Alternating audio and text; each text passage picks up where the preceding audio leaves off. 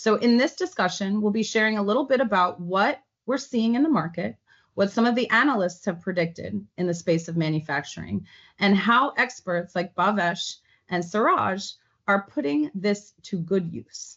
So if we look at some of the areas where AI-powered manufacturing is slated to happen, at a high level, IDC says that enterprises will save 10% of operating expenses. The interesting part is that 10% sounds like a fractional gain, but AI is really giving us the opportunity to find the true throughput and find that last mile. The other area that we've been really interested in looking at is digital adoption. Not across every single business line has that been the case. And with the advent of software becoming more accessible to finance teams, accounting teams, HR, and operations, it's becoming more seamless for these to be an enterprise-wide approach rather than projects as they used to be in yesteryears. So today I'm joined by Bhavesh Joshi and Suraj Gafas, both representatives of the manufacturing space and who have been intelligent automation practitioners. So let's go ahead and give them an opportunity to introduce themselves, and we'll kick off the meat of this program and start with some of the questions that we've gotten in advance of today. So I'll go ahead and start with you, Suraj, as our guest for WonderBots. You don't mind introducing yourself? Thank you, Paula. Suraj Gafas. I'm the IT Director of Automation and AI within ADI Global Distribution. ADI is the leading global distributor of security and AV low voltage products. Bhavesh? Yeah, thanks, Siraj and Paula. Yes, I am Bhavesh Joshi. I'm a practice leader at WonderBots, and I've spent about 2 decades of my time in various manufacturing, energy, and supply chain leadership and practitioner roles, and have always been fascinated with using digital to actually do those roles and functions better. So happy to join you guys and loving the discussion and sharing the knowledge. And so before we get started, because we always like to hear what experts say about what the analysts say, right? The analysts always pontificate on what's happening in the market, but it's really the practitioners that can echo, validate, or debunk some of what the analysts have shared with us. So right off the bat, I just wanted to give you guys an opportunity to opine on what you're seeing here and in the field, what's really happening. So I'll start with you, Bhavesh. From an advisory role and perspective, do you align to the sentiment? Are we seeing this in the field? What is the adoption rate looking like? And do these stats seem like they're on track? Yeah, so I think these were the stats that you were talking about. I think that the answer is, so if we look at the right-hand side, right, that, okay, the 89% of the manufacturing enterprises, that stat is more applicable to manufacturers of all the sizes, and because, you know, they don't need to be as mature, they are just maturing on their digital journey, and that's why it's more applicable. Now the AI part, you know, some people have more mature practices of data science and all that, so they are more likely to use it, but there's that middle ground that I think everybody can play into. So I think the tendency of what these two statistics are saying is correct. The percentage may vary depending on the size of the company or the landscape they are actually servicing their customers in. That's a great distinction. And Suraj, you have gone from an automation practitioner who has tinkered his way, and what you didn't mention is you were formerly internal audit. So that gives you a unique lens of being able to see the processes within an organization. So from your perspective, as ADI begins to implement or consider AI adoption, how do these stats resonate for you? Do you see that as pretty on par for what you guys are trying to achieve? Yeah, I would agree with this. And also, you know, there's so many ways you could apply AI, and with having an internal audit background, it's more on the business process side. And I would say even within manufacturing, your ability to apply AI could even get down to the business process that's, you know, maybe not directly tied to the actual manufacturing. So, you know, if there's some things on the factory floor, sure, you could leverage AI there, but let's not lose sight of the business processes in between those. And I like Bhavesh mentioned middle ground in terms of the practicing, and also middle ground within the application of AI as well. No, I think that's spot on. And these generalizations often make it seem a lot easier than meets the eye to consumers considering this. So I appreciate that. If we move along, and just for, you know, some of the customers and some of the people that have signed up, and a lot of our clients, so everybody's in a different space as it relates to what AI looks like. And we've taken the lens because it turns out that everybody that registered for this webinar has an install base of RPA somewhere, some sort of RPA. So we did that digging in advance because we thought it was very interesting that there's widespread adoption of RPA for the folks interested in adding AI. Right. So if we look at what RPA and AI can do together, and again, taking this from the lens of manufacturing as an industry, not just the, the ground floor operations of it, but as a whole, every line of business within manufacturing, these are some of the areas where it really is being transformative, right? And as these gentlemen both have kind of laid out for us, the majority of these are in the back office and or in the operations and or in getting the distribution channels, to be a little bit more succinct. So as digital transformation begins to be adopted in manufacturing, it's in several different lines of business, and I think that the value can be realized. As they get into the rest of this presentation and some of the discussions here, you'll begin to see how some of these levers that are just very easy to kind of see at a high level perspective can actually be tactically applied and leveraged as you begin to think of your strategy. As both of these guys will share with you, and we've seen it definitely along the way with the client success that we've had, it's definitely important to get the quick wins, but to also make the business case of what's going to happen along the way, both with RPA and with AI. The throughput now gives us the ability to go faster and more accurately adding AI. But the foundation of how this should be considered remains the same. It's about value first, features and functions to get there second. So I'm going to turn this over, the discussion, to Bhavesh and Suraj. We want to get into some of the use cases, right? I think a lot of times some of these talks that I've seen, we've been on some of the analyst readouts of what Gen AI can do. There still is a lot of fluff in the market, and there's still a lot of marketers just talking about it at high level and not really getting into the nitty-gritty practical application. And I think it's important for everybody to have a holistic view of what it is that they're considering to really be impactful and to not burn bridges in AI adoption off the bat, right? And so I think this kind of gives us an illustrative form of what it is that we should be looking at. But I'm going to turn it over to the experts so that they can get into the nitty-gritty of how you should be considering it. We have a few questions that will pop up, so be on the lookout along the way for the screen. And I already see some of the questions coming in, and we have some questions that go there. So Bhavesh, I'm going to turn it over to you and Suraj, and I will be sending along the questions, and these will pop up as we go along. Okay? Perfect. Thanks, Paula.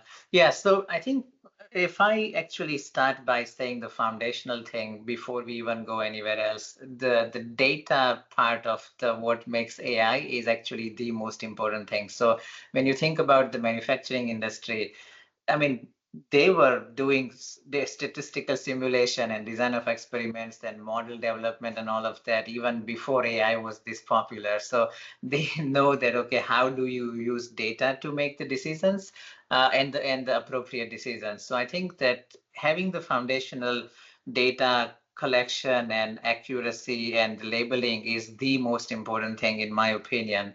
And I would say that that's where it all starts, because then you may have to augment it with some synthetic data and all that, because you may not have some of the data available at fast speed as you may have in some of the service scenarios.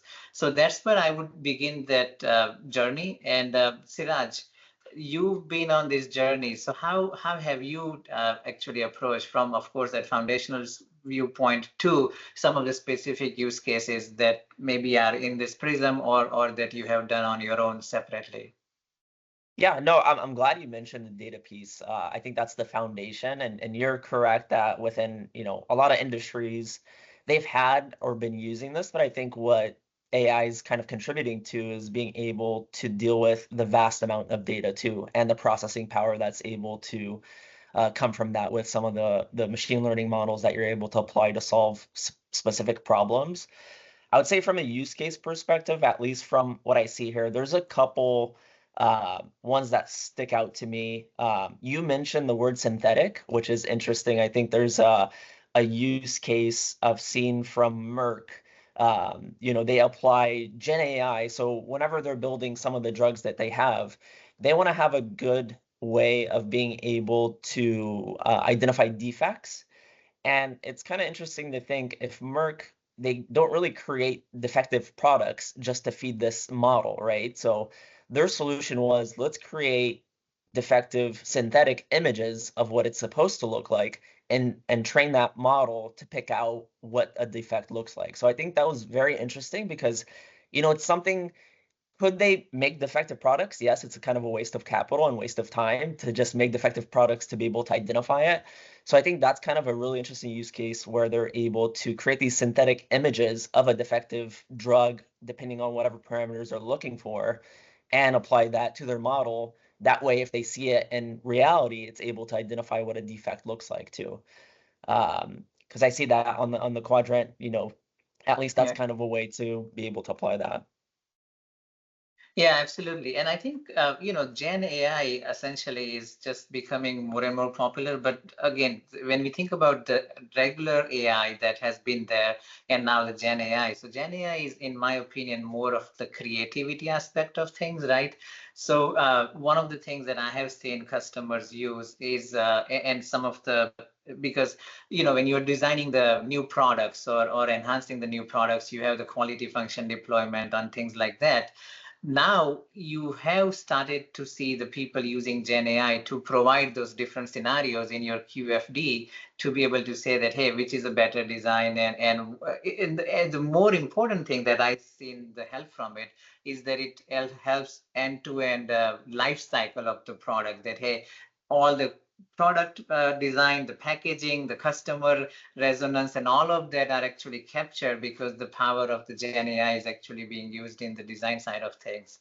But if you were to look at, like, okay, not Gen AI, but some of the other AI examples that you guys have used in your recent times, and we'll see what the audience also says, when are they trying to use their Gen AI strategy. But if you want to take a stab at that, please. Yeah, I think one that's interesting is predictive maintenance. I was talking to someone that worked for one of the largest, pharmacy chains, and talking about transporting vaccines. If they're on the trucks and they have, the cold chain or the refrigerators that run and keep these vaccines at a certain temperature, because obviously you don't want the product to go bad. But with predictive maintenance, they were able basically to predict in a very high certainty that it would defect at this moment. So they're able to monitor the session data from these refrigerators that hold these valuable items, and be able to predict if there's a maintenance bound to happen soon. And honestly, they were able to dispatch someone to look at it, and I think it was above 80% of each time their model predicted, hey, we think something's going to happen with this fridge based on kind of the event data or log data that happens in the background. They had a very good success rate of dispatching a maintenance person. And when they looked at it, they're like, yep, good thing we came out here to be able to fix it, because it was actually about to, maybe be defected during transport, right? And then all the product they're removing is basically waste at that point. So I think that's a good one. Predictive maintenance is something that I've seen some people that have high success rates in terms of predicting when some of their machinery might have a malfunction and be able to dispatch people to maintain it before that happens. I think another one that sticks out to me as well is predictive ETA. So I could imagine within a distribution company, I've talked to the people that work with customer service. That's the number one question they get asked is, when is my stuff coming, right? You order from Amazon, you always check, hey, when's my package going to arrive? And I think that's going to be a very interesting play of when can you, or how can you better use AI to give your customers that assurance that your package will arrive at a certain amount of time. Me as a customer, whenever you order something, they give you a date, and then sometimes they're like, oh no, it gets pushed back. So I think the better accuracy people could get with their predictive ETA is going to be huge. And I think AI has a big role to play within that space, just pulling from a lot of data sources, a lot of supply chain data. It's a hard question to answer, but I think with AI, it's something that we're going to get close to at least giving a better answer to.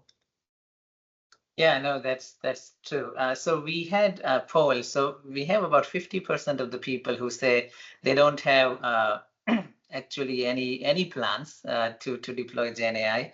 Again, as I keep distincting that, okay, people are having some type of AI, even if it is not Gen AI. Gen AI just has different cases, and I'll talk to one of those examples in a minute. But then there are some people who are more aggressive in 0 to 6 months. So that's what we see. So one of the question here was actually how do we, so I talked about the design part of the Gen AI. So the way I have seen people utilize the Gen AI model, as I said, in the quality function deployment that is happened in many of the new product development, Gen AI actually now brings different scenarios to you that, hey, this is a better design and why.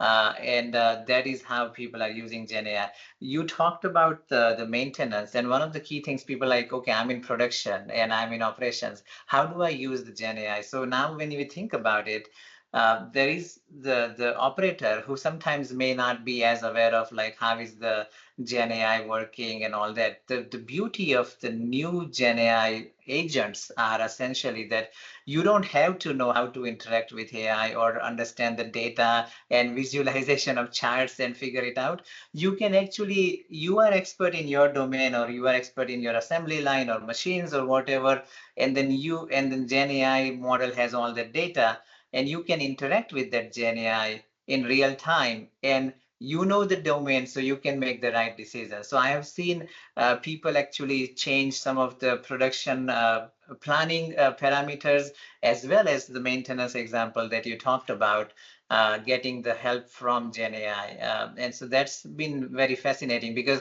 it's now democratizing. You don't need to be an AI expert to be able to use AI. I think that's kind of how I see that. Yeah, I think that's a great point. And Paula mentioned, RPA. I think the natural next step of AI being applied to RPA is because it kind of reduces the barrier of entry to be able to be a AI practitioner or get the usefulness out of it. Because a lot of tools now give you those capabilities, so you don't have to invest and have a team of data scientists, to be able to pump out something that's useful, and the barrier of entry has definitely been reduced. From factory level as well, I would say one thing with Gen AI would be anything to do with SOPs in terms of either generating it, or you could think of it even using it as kind of a chat bot, right? So if you're on the manufacturing floor, you have an SOP, you have a specific problem. Instead of you kind of reading through it, if it's hundreds of pages to be able to figure out how to operate a machine or something, you could have a chatbot that's kind of tied to these SOPs, ask it questions. Hey, how do I fix it? If there's a green light, if it's a red light, depending on your specific scenario, that answer is coming to you directly. So I think that's going to be also kind of at the operations level. That's just a simple one. And within SOP, either generating them or even having them kind of guide you, you could definitely leverage it as well. I think, another one is shift performance summary. You have a lot of data with kind of metrics, a lot of operational data, and being able to use that to kind of give you a lot of answers that maybe you couldn't see using Gen AI to summarize and pull from all these different sources is also something that's going to be pretty significant from the operation level. So gentlemen, chiming in here for one quick tactical question that came along. So on this slide specifically, it calls out mechanical design optimization. So very specific to certain areas of manufacturing, as Bhavesh clarified at the beginning, not all manufacturers are created equally. So if we could touch on that specific answer on Gen AI use case, and I think we have some more value stories coming up next for folks asking questions. Keep them coming. Yeah, so I think the mechanical, so almost all so if you really think about all the design, you have all of these different parameters, right? Okay, you got your historic design, you got your customer insight and the macro trends that you are seeing, the new materials that are being actually, developed every day.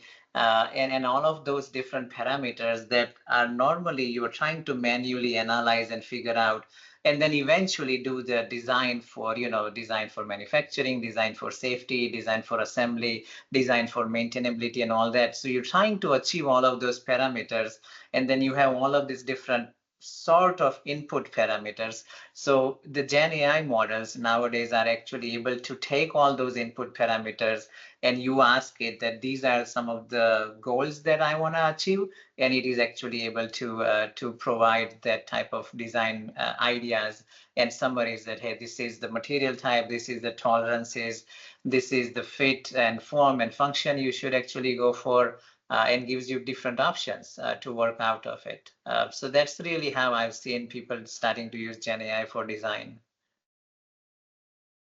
And also, this is maybe more on the design of products too, but I've Yeah. seen a use case was Cartel, which is a furniture company, I think somewhere in Europe, maybe Italy, but they use Autodesk to design some of Yeah. their furniture. What they wanted to do was they use injection molds for producing some of their furniture, but they wanted it to be mass produced with recycled plastic. So they had these different parameters they were trying to follow, and didn't have a certain kind of product in mind, but they fed these parameters to Gen AI. And this is actually in use for Cartel, and they've actually produced these products, and it's different. It could be a chair, and then other kind of sets of furniture that they've done. But they connected it all, and Gen AI kind of came up with this new product. So from a design perspective, they leverage these different data sources.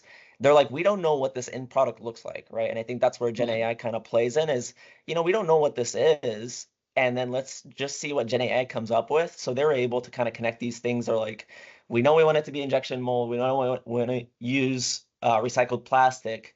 How do we make these different, criterias match up and create this end product? And they're able to use that and actually did, produce these products that came out of Autodesk using Gen AI. Yeah, no, it's so the creative nature of that is amazing. So one of the things, and you alluded to this, is that in a manufacturing, right, you got such a big ecosystem from all the way from your suppliers to regulators to freight forwarders and shippers, then your customers.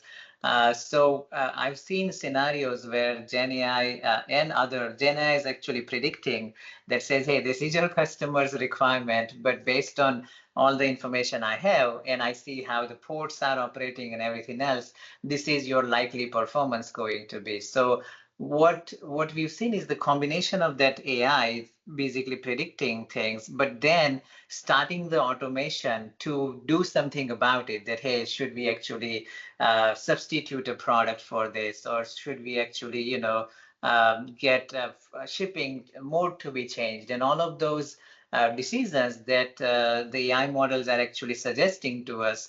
Combining that with the automation actually is where the power is, because several times you know what the decision is to be made, but then by the time you get to making the decision, you wasted a lot of time and effort. And so that's where we see the combination of these AI models with the automation to drive the right action is such an important thing.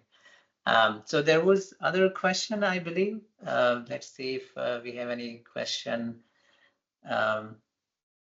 for the biggest benefit of AI in manufacturing. Let's see what our audience thinks.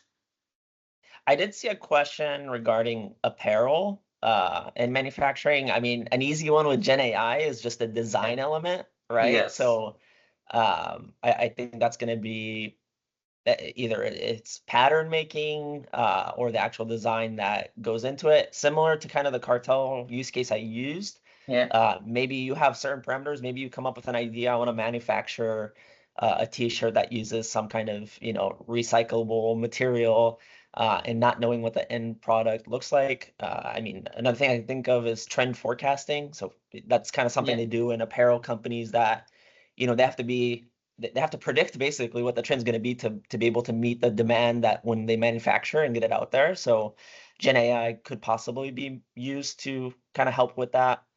I mean, yeah, absolutely. No, I think we definitely see that. So I think there's this question about where we see people using the Gen AI most. It's, as not surprisingly, most people are saying supply chain is where they would use more of it. and then there is some maintenance and some quality and efficiency and productivity. So I think let's talk about some of those the supply chain stories that you had, and that may actually help us move into this next slide, where we actually have the data as well from Gartner. And if you look at the top 5 processes, most of them are around supply chain and some around distribution and logistics. But since that's the most popular topic, let's talk about supply chain and utilizing of AI.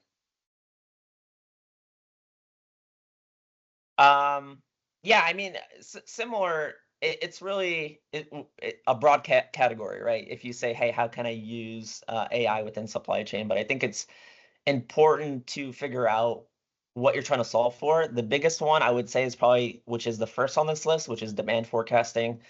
I mean, if that is something that's very challenging, a lot of companies strive to get to that point. But I think with using AI, you're able, because you have a vast amount of data coming from different systems, and getting AI-driven models to be able to assist within your demand forecasting projections. I think that's going to be very huge. Another one I could think of is from a supply chain is delivery route optimization. So, a lot of times there's horror stories of people returning items of just the route it takes. That even plays into some of the environmental impacts I could think of, right? How do we better optimize our routes with our deliveries? That could be highly significant, using AI to be able to be that assistant to give you the optimal route of delivery of the items, or if you're processing returns. Another one, this is a bit out there though, is some of the autonomous delivery systems. So the Amazon drone, for example, that's maybe a bit more out there, but those are some of the ones I could think of, and really anything predictive analytics wise when it comes to supply chain.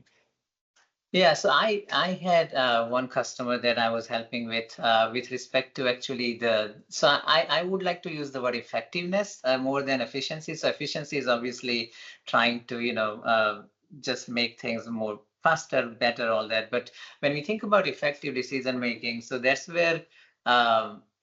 is where I see that the machine vision that I see some of our customers utilizing for quality control or for assembly process monitoring and things like that. I've seen that the machine vision systems are actually able to say that, hey, back to your example of having that this is a bad part and this is a good part, right? So those are machine vision's products helping to make those decisions. But then the automation around it is actually saying that, hey, we know that this assembly is not going to produce the throughput that you are looking for. So let's actually do something about it by making a different decision to, again, substituting is one example, communicating with customers that this may not happen exactly how you were wanting, and we may have to do short shipment or whatever, or changing your freight mode and all that is one of the examples that I've seen some customers using. So this is a good example of machine vision, the AI decisioning, and the automation actually helping the final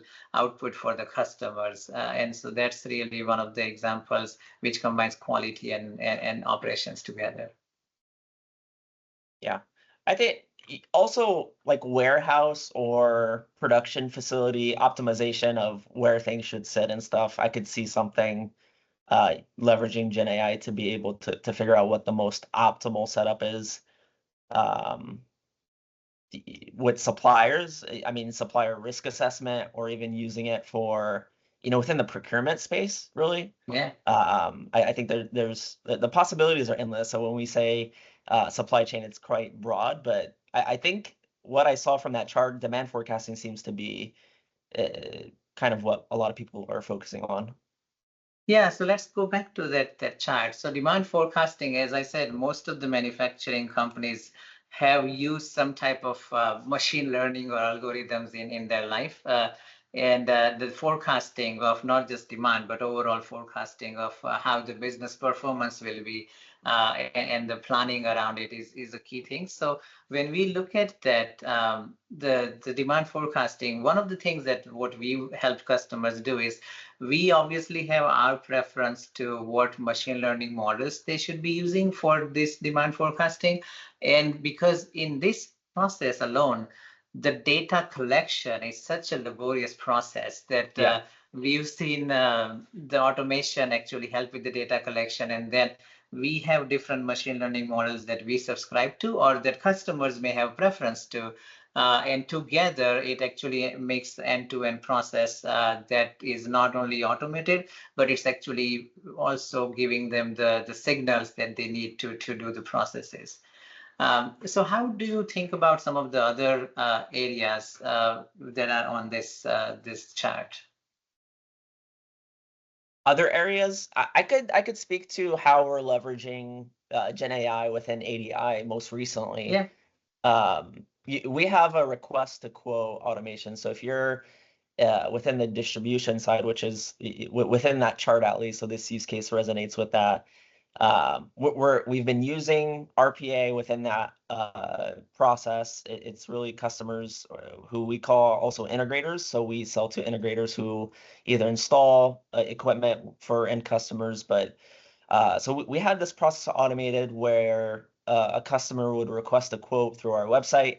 It would go to our physical brick and mortar branches around the US, and it was up to the person at the branch to take that request, put it into our ERP, and then send the quote back to the customer, which is very laborious. And the last thing you want is someone at a branch who's supposed to be servicing a customer going and kind of processing these quotes. So we applied a RPA robot to take that off their hands. And then we're like, okay, this process has shown, it's fruitful. We piloted it, it was a success. How do we make it better? That's how we're always thinking. And we wanted to apply AI, and I think naturally this was a good use case to apply AI because the channel was, hey, someone goes to the website and requests a quote, but we also get people that just send an email to the branch and saying, hey, I want 2 of these items, I want 5 cameras, I want 3, security alarms, 2 water sensors, which was unstructured data. So I think a good use case for us in distribution, within an omni-channel experience, we want to make sure that we meet our customers where they're at. And then we were able to take those emails, which are unstructured, and use Gen AI within communication mining is what we used to be able to take out the pertinent details of the email. So we know they wanted 2 of those, 3 of those, and the product, the SKU, take those and be able to also automate those quotes using Gen AI. So I think in distribution, speed is king. And then we need to make sure that we're able to meet our customers' demand in whatever form, it comes. If it's through our website, even if they send an email, we could still process those. So I think that's a use case that applies within ADI that we're implementing and exploring for pretty soon, actually. No, that makes perfect sense, because I think the AI's ability to mine the information is actually where the power is. One of our colleagues/customer is also talking about the utilizing of AI in the customer resource management CRM space. So I was helping one of the big EPC company actually. They are designing the plant or the capital equipment to be then given to our owner operator. And one of the things that I had seen that they were actually, because the lead time is so high and long, and the vendors that they have to subcontract to are also not that easy to actually, just churn out some products fast. So they would actually go ahead and use the CRM data for what the win probability looks like, and then start giving the signals, because even if you give suppliers a signal based on the win probability and automate that, suppliers can start preparing things before you and actually put a formal PO for them to do it. So now this could be your distinct competitive advantage for you winning the work, and more importantly, delivering on time versus somebody who's just waiting for the win probability to be 100% rather than, like, let's say 70 in this case that we were working with. So many things that we've seen like that, where you are using that AI insights and then decisions based on that.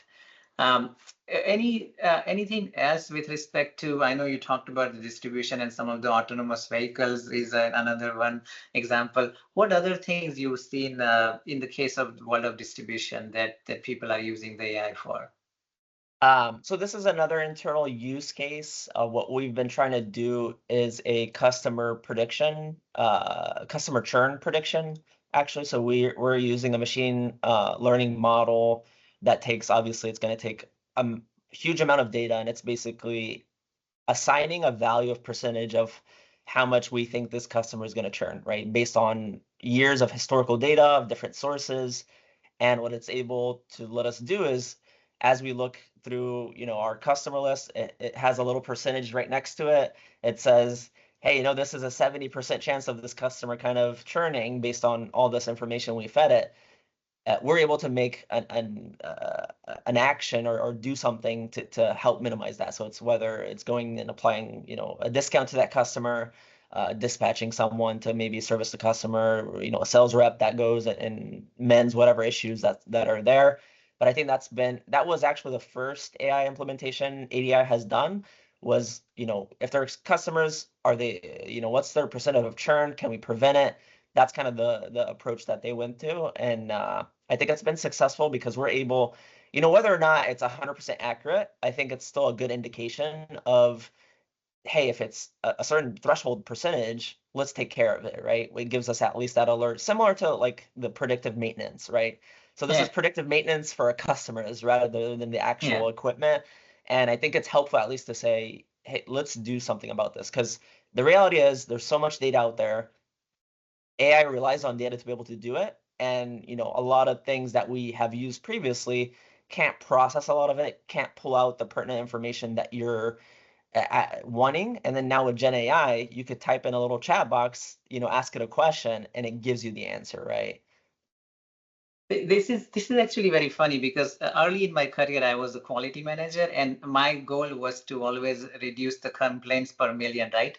Now, I think in the world of AI, I actually think that if I want to become a better company and better product company, then I would actually want more complaints from my customers, because my goal should be to delight them so that they don't churn or anything like that, right? So because of one of the persons I was working with, he's in the quality department right now, is that, hey, how about we actually take all of these complaints that we are getting, or warranty requests that we are getting, or now you have social media channels. So you, of course, need automation to consolidate all of this different data, use AI to kind of label the data and make sense from the data. But then more importantly, going back to our original discussion about design, that use all of that information now to actually do your customer service better, your design better, and anything else you may have to change in your scenario. So this is like literally changing the paradigm about reducing complaint versus increasing complaints, or feedback, if not use word complaint, so that the AI can actually process and help you to be better. Yeah, I see a question here that I want to kind of attack, because I think it's very important and a good question. But it says, what process do you use to identify the best areas or ways to implement AI within a new manufacturing or supply chain environment? So the approach we took within ADI, and I think, a lot of there's a lot of hype, right, around AI. And I think let's not use AI for the sake of using AI, right? And it's really looking at, where do we have problems that we could apply AI capabilities to solve. I think that's kind of the best parameter. It's reviewing similar, going through automation, right? You don't want to use automation for the sake of using automation. You want to use it where it's applicable, where it makes sense. That might be vague, but honestly, I would look at our manufacturing, our supply chain processes, business processes. Where's the bottlenecks? That's where I would start. What's going to drive the most value? So you have that kind of low-hanging fruit use case to prove it out. And then that's going to be a good entry point of how you could apply AI. So I wouldn't necessarily use it for the sake of using it. I think it's looking at where there's kind of a process or a sub-process even to be able to apply it, prove it out, and show success. I think that's going to be the best way. But in terms of identifying, just look where your problem areas are. That's where I would start.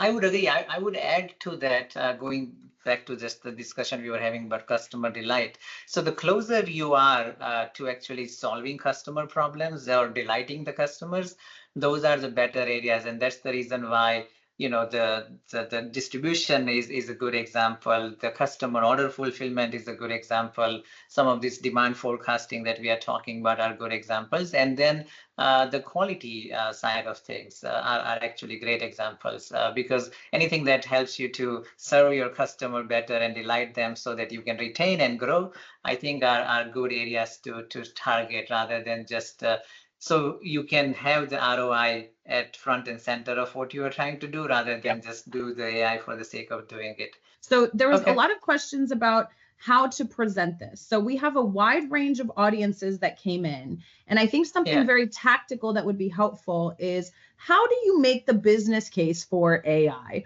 What are the levers that go into the ROI? What are the considerations for total cost of ownership? And how small or how big do you have to think to make an impact? So I'd love to hear from both of you on that, because I think that'll really be tactical advice for some of our listeners today. Bhavesh, I'll start do you with want to you. go first? Oh, yeah, sure. You've been working on that for a while. Yeah. Yes. So I think I mentioned it before, but definitely with some of the tooling out there, the barrier of entry is a lot shorter to be able to attack some of the use cases that we're talking about. I think it's going to be hard to justify, hey, I want to go and build everything and get data scientists to be able to build either some kind of machine learning model. But I would say I think that having some of the tooling available to be able to deal with the use cases, I would go back to just, instead of leading with a tool, it's really mapping out the capabilities to the use cases. Like I said previously, look at your problem areas, be able to pull out what the use case possibly could be, map it to a capability, and then show its ability to scale, right? So I think that's where you're going to see the value, is having or being able to use a tool that's scalable in different use cases is going to be a good entry point, because it's kind of that two or many birds with one stone approach. And then obviously, start small and grow into it. I don't think us as a distribution company, we're going to stay on our lane. We're not a tech company. We're not going to have, multiple data scientists and plug out. We rely on a lot of tooling that already has those capabilities that reduce the barrier of entry. And it's tough to find those value stories, but I think it's going to get a little bit easier just with the amount of tools that we have that are getting injected with AI, right? So I think it's going to, as time goes by, it's going to be easier. It's definitely a challenge right now to justify it, but I think if the value's there, it's there. And I think you could find it somewhere within your value stream, somewhere within, if you think as a customer and how you could apply it, that's a good lens to look at it, of how it's going to impact the end customers. But yeah, I would definitely start small, maybe rely on some of the partners and tooling that exists already. It's not really reinventing the wheel, but that's the approach that I would take.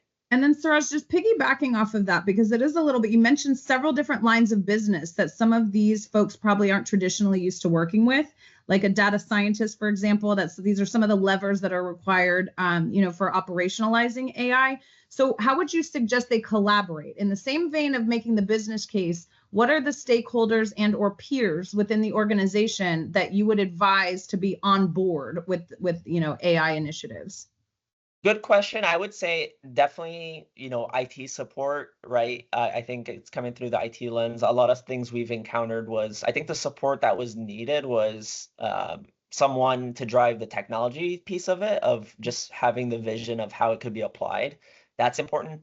Someone with the business value. So I think that's where within IT we lacked, of saying, where should we apply this to get the most impact? That's going to be at the business level. So someone that's very familiar with operations. The third one I would say is maybe on the more security, legal compliance aspect of it. I think that's pretty huge within AI right now. We've had, works cancel obstacles in Europe, right? I think that's something, and what we do internally is basically have a roundtable quarterly meeting, and I bring all these teams together. Here's what we're trying to do. We're all marching to the same kind of success.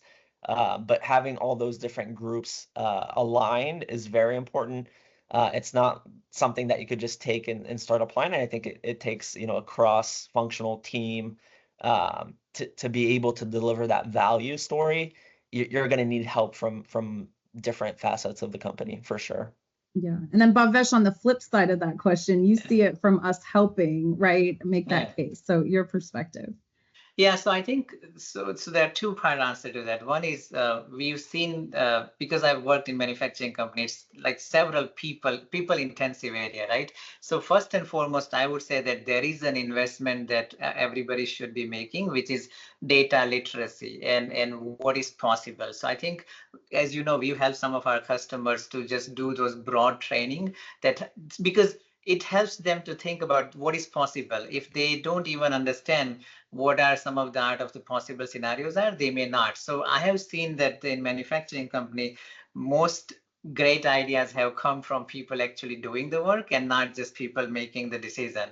So that is why that literacy part is like a investment that you have to do. The other foundational investment I believe people have to do is in this data foundation, which is making sure your data is available, making sure that you are keeping up with it so that when you are applying the AI, you are taking the advantage of it. And the third thing I would say is because of this new advances, this time to make something happen has shrunk a lot.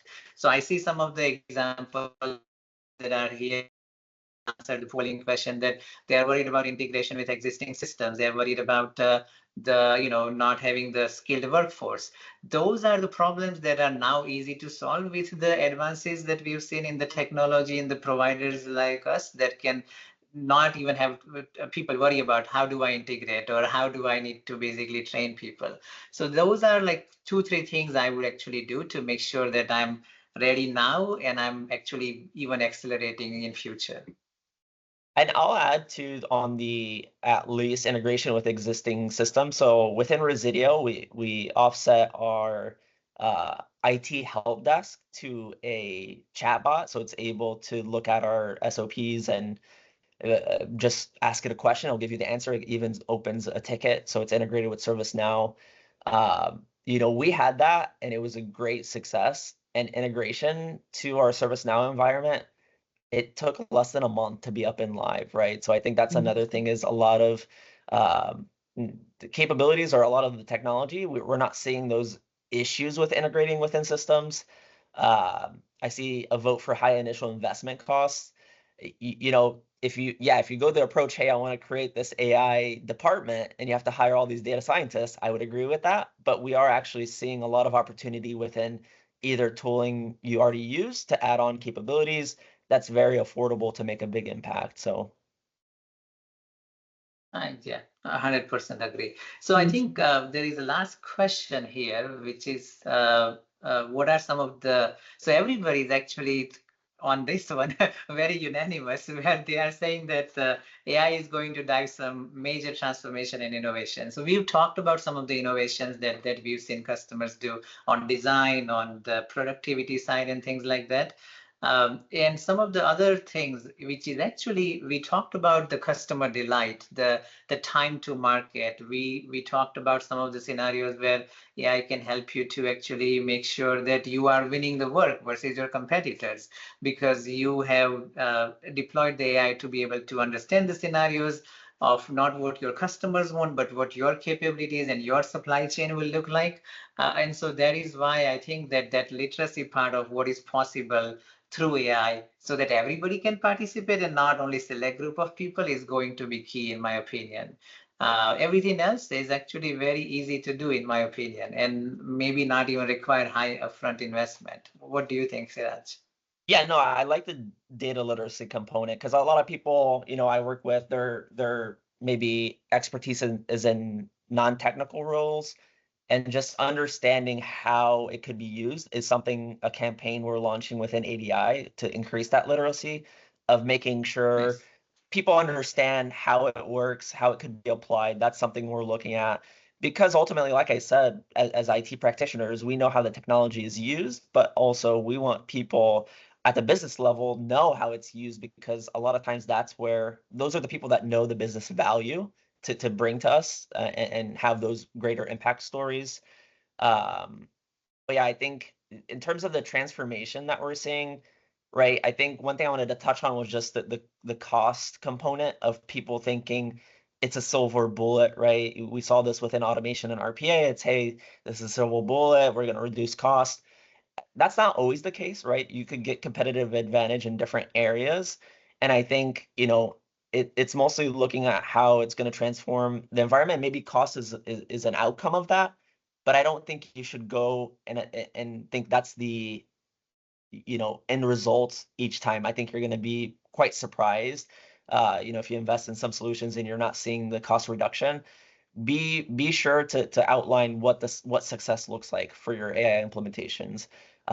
Is it going to be costly? It possibly could be, but I would look at different lenses, the value, the ROI, the customer satisfaction, the product quality, all those things that maybe you can't tie to a cost figure, but I think it's important to look at different avenues of where you're going to see results. Absolutely. Couldn't have said any better. So any other questions, Paula, before I wanted to also share with people about if they want to reach out to Siraj or I, our LinkedIn QR code is here, but wanted to make sure that if there is any question, we answer it. Yeah, no, absolutely. So I think this last polling question launched, they got excited and then kind of came out spitfire together at the end there. Okay. And so I think it's very interesting to take a look at where everybody is on their journey. And I think the important thing to note here is that everybody is still figuring it out, right? And everybody is still on a journey to figure out not only what areas, but what folks are going to be part of it, what value stories are going to make an impact, and how the organization can adopt it, right? Because unlike many transformative, concepts or emerging technologies we've seen along the way, there are implications, as Siraj said, to data privacy, to legal, to the operating model as we once understood it, right? And so I think everybody's on a different path. And I think that the collective answers here kind of show that it's okay to show up to things like this and ask questions. There's no such thing as a silly question, right? The analysts are still trying to make up what category this is all going to belong in. And so as everybody's on this journey to learn, I think it's important to just remember that we're all, just sharing notes and trading ideas here. So gentlemen, if you wanted to make one last comment in the last 5 minutes on this last polling question on where folks are in their journey, any actionable advice, and for the listeners, just so that you guys know here, we have the QR codes to the LinkedIn. So please connect. Our speakers have graciously agreed to connect, and I know that they, they give a lot of good information and share a lot of great content that will help you along the way. So closing remarks, I'll go ahead and start with you, Bhavesh. Yeah. So what I would say is that it's not some magical thing. It's not a silver bullet.